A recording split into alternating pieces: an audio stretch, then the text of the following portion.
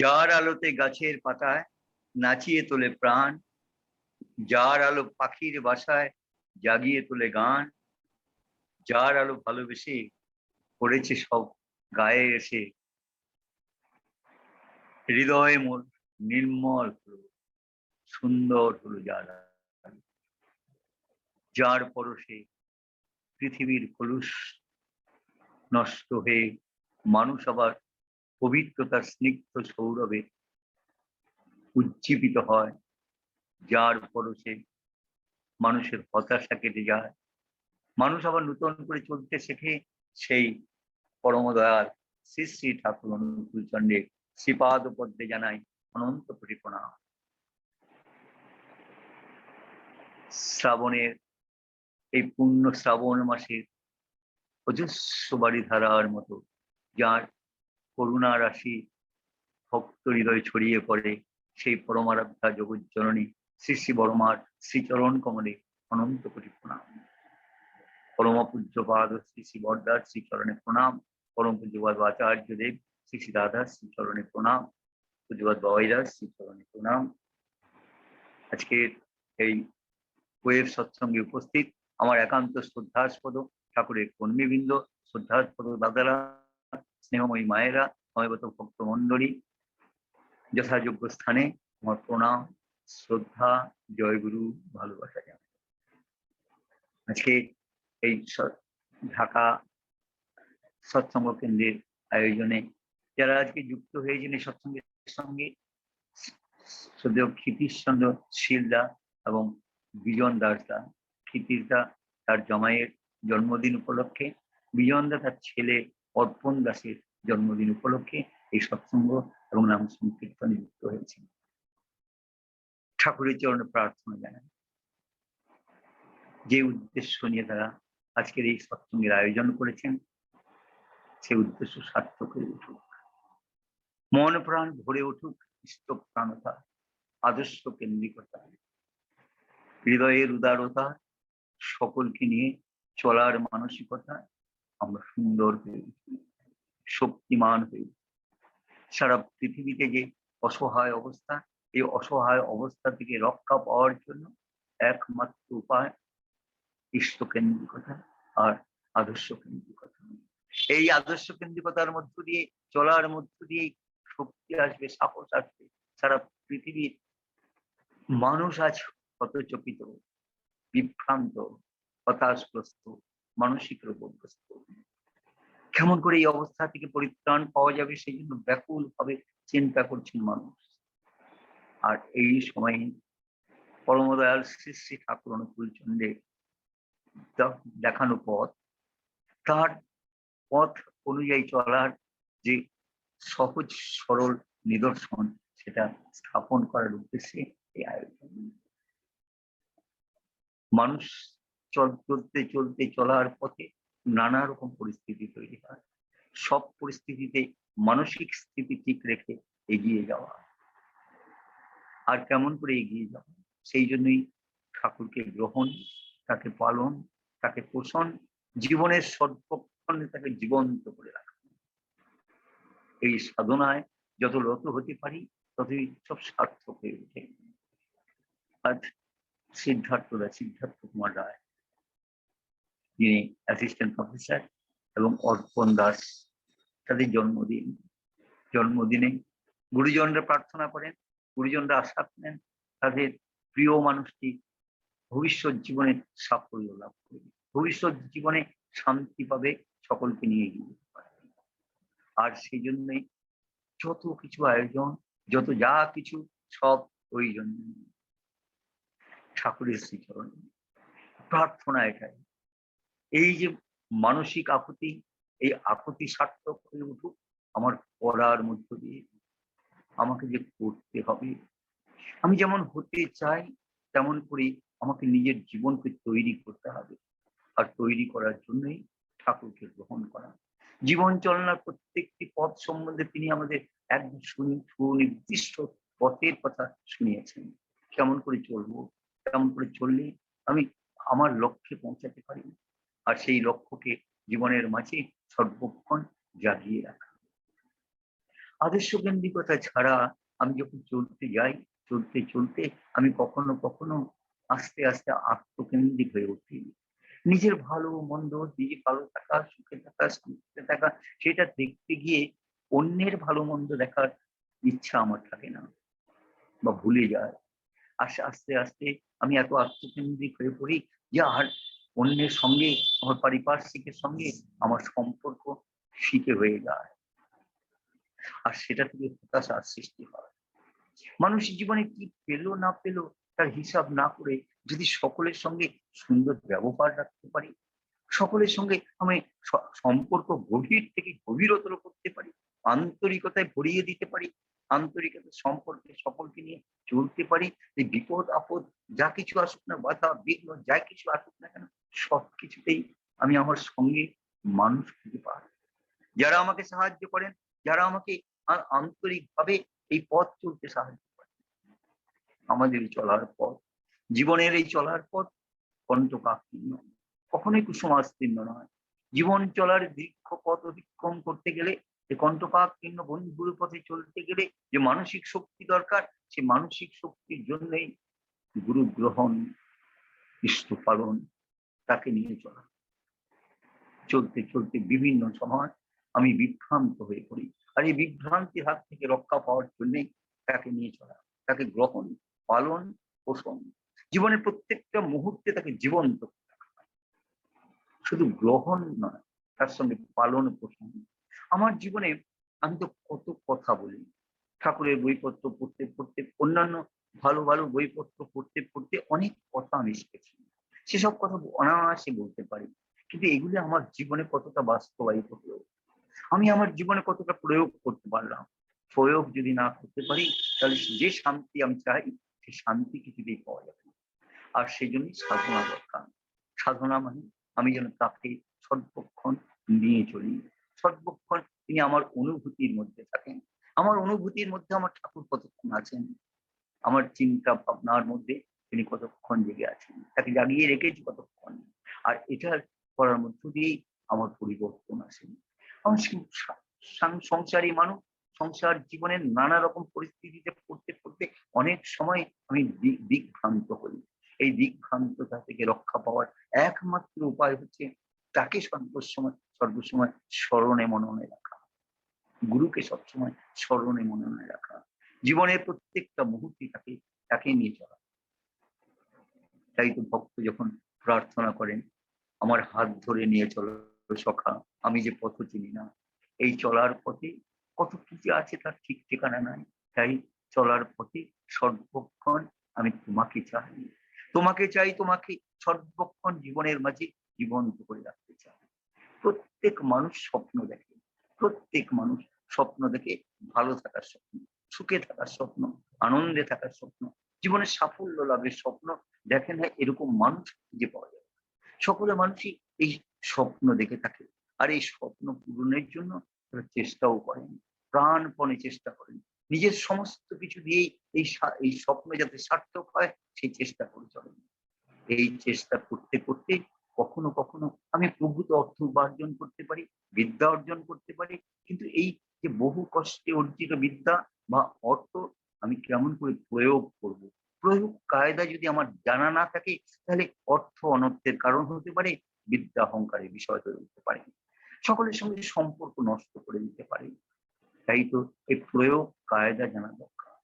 বহু শ্রমে লব্ধ আমার বিদ্যা বুদ্ধি, আমার অর্থ বিত্ত যা কিছু, সেটা প্রয়োগ কেমন করে করতে। ঠাকুর বলেন, বিপাক পথে হাত ধরে যে চলারে কায়দা জানিয়ে দেয়, তাকেই জানিস গুরু বলে, তাকে ফেলে নাই খুব পাওয়ানো। এই যিনি নাকি আমাকে কখনো বন্ধুর মতো, কখনো পিতার মতো, কখনো মাতৃ আদরে আমাকে সর্বক্ষণ সঠিক পথে চলতে সাহায্য করেন, তাকেই জীবনের সর্বক্ষণ তার সঙ্গে থাকা, তাকে নিয়ে থাকা, তাকে সর্বক্ষণ আমার চিন্তা ভাবনার মধ্যে রাখার মধ্য দিয়েই আমি অভিষ্ট লক্ষ্যে পৌঁছাতে পারি, আমি সার্থক হয়ে উঠি না। আমরা ছোটবেলা থেকে একটা কথা শুনতাম, ধর্মের সংজ্ঞা শুনতে গিয়ে, ধর্মের কথা শুনতে গিয়ে আমাদের জ্ঞান হওয়া অবধি শুনে আসছি, আপনি বাঁচলে বাপের না, অর্থাৎ আগে তো আমি বাঁচি, তারপর অন্যের কথা ভাবো। এই প্রভাতটি কথা ভাবতে ভাবতে যখন আস্তে আস্তে বড় হতে আরম্ভ করলাম, যখন ঠাকুরের কাছে আসলাম, এক অদ্ভুত কথা শুনলাম। তিনি বললেন, অন্যে বাঁচাই নিজে থাকে ধর্ম বলে জানিস তো। অন্যকে বাঁচানো, পারিপার্শ্বিককে বাঁচানো, আর তার মধ্যে দিয়ে আমার বেঁচে থাকা, আমার ভালো থাকা, আমার আনন্দ থাকা। তাহলে এই যে ভালো থাকা, এটা অন্যের জীবনযাত্রার সঙ্গে অঙ্গাঙ্গি ভাবে জড়িত। তাই তো এক অদ্ভুত ধর্মের সংজ্ঞা শুনে অবাক হয়ে যেতে পারে। কেমন করে তিনি ভাবনা করে চিন্তা করেছেন। না হলে আমি আস্তে আস্তে স্বার্থপর হয়ে যাই। আর স্বার্থপরতা থেকে আসে স্বেচ্ছাচারিতা, আসে সেখান থেকে মানুষের নানা রকম ক্ষতির চিন্তা। আর যখন আমি সকলকে নিয়ে চলার মানসিকতা নিয়ে চলতে পারি, সকলকে নিয়েই চলতে হবে, পারিপার্শ্বিকের প্রতি যখন আমার সহজ স্বাভাবিক ভালোবাসা থাকে, এবং সেই ভালোবাসা থেকে আমি যখন তাদের নিয়ে চলার কথা ভাবতে থাকি, তখনই আস্তে আস্তে আমি মনুষ্যত্ব বোধের জাগরণ ঘটে। জীবনে অনেক কিছু আছে, কিন্তু ভালোবাসা যার জীবনে নেই, ভালোবাসা পাওয়া, ভালোবাসা, এই দুটো যার জীবনে নেই, সেই জীবন বড় কণ্টকাকীর্ণ। এই জীবন চলার পথে ভালোবাসা ভীষণ দরকার। আমরা সকলে ভালোবাসা পেতে চাই, পেতে ভালোবাসা পাওয়ার জন্য আমি উদ্গ্রীব হয়ে উঠি। আমি কাউকে ভালোবাসতে পারি আর না পারি, আমি মনে করি সকলে আমাকে ভালোবাসবে। ঠাকুর কিন্তু বলেন যে, তুমি যদি তুমি যেমন করে ভালোবাসা পেতে চাও, তেমনি করে তোমার চলন বলন এমন করো যাতে অন্যেরাও তোমাকে ভালোবাসবে, তুমি অন্যকে ভালোবাসতে পারো।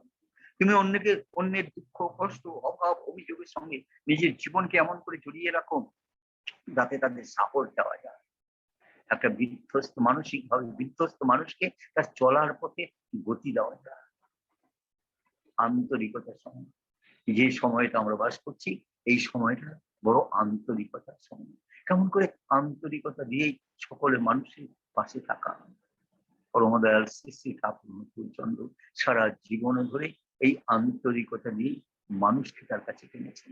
সারা বিশ্বের মানুষ তার কাছে এসেছে। তিনি কোথাও যাননি, কোনো দেশ ভ্রমণে যাননি, কোনো উৎসব অনুষ্ঠানে যাননি, কখনো বক্তৃতা করেননি, সেই তার কাছেই এসেছে দেশে বিদেশে বহু হাজার হাজার লক্ষ লক্ষ মানুষ, আর্ত পীড়িত জিজ্ঞাসু বিভিন্ন মানুষ এসেছেন তার কাছে। যারা এসেছেন তারাই তাকে দর্শন করে তার আন্তরিকতা মুগ্ধ হয়েছেন। কি গভীর আন্তরিকতা!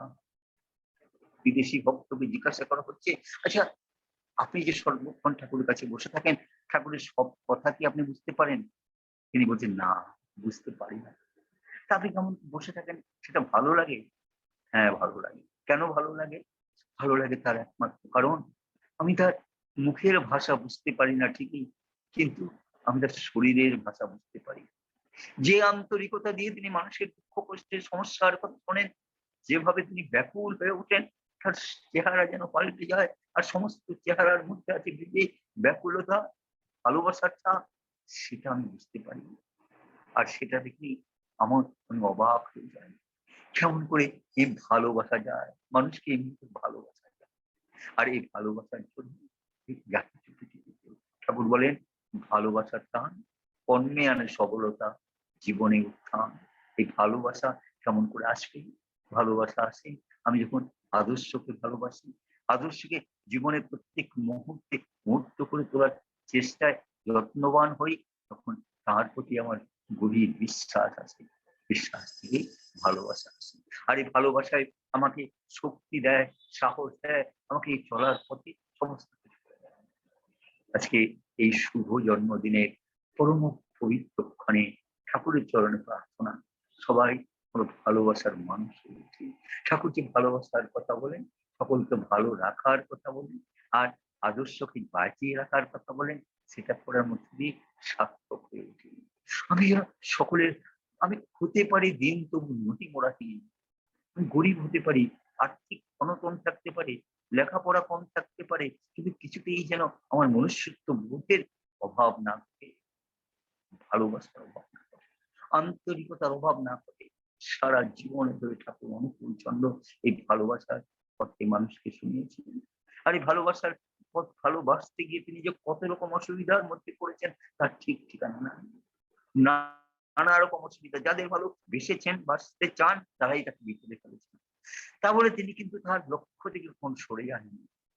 তিনি কখনো কখনো দুঃখ করে বলেছেন, আমি যাহারে ভালোবাসি আছি, সে আমার চলেছে গিয়া। কিন্তু তাই বলে সরে যাননি। জীবনের প্রত্যেকটা মুহূর্তে তিনি এই ভালোবাসার জেগে আছেন আর ভালোবাসতে চান। আচার্যদেব তার পরবর্তীকালে ঠাকুর অনুকূল চন্দ্রের এই যে ভালোবাসা, তার যে মহাপ্রেম মানুষের প্রতি, তার যে এই করুণা, এটাকে দিয়ে রাখলেন পরম পূজ্যপাদ শ্রী শ্রী বর্তা। শ্রী শ্রী বর্তা তার জীবনের প্রত্যেকটা মুহূর্ত তার একটাই মাত্র সাধনা, ঠাকুর যা চান সেটাকে বাস্তবে রূপ দিতে হবে। আর সেটা করতে গিয়ে তিনি যে কত সমালোচনার সম্মুখীন হয়েছেন তার ঠিক ঠিকানা নেই। কিন্তু সব সমালোচনাকে সরিয়ে রেখে তার লক্ষ্যে তিনি পৌঁছাবেন, এটাই ঠিক করেছেন।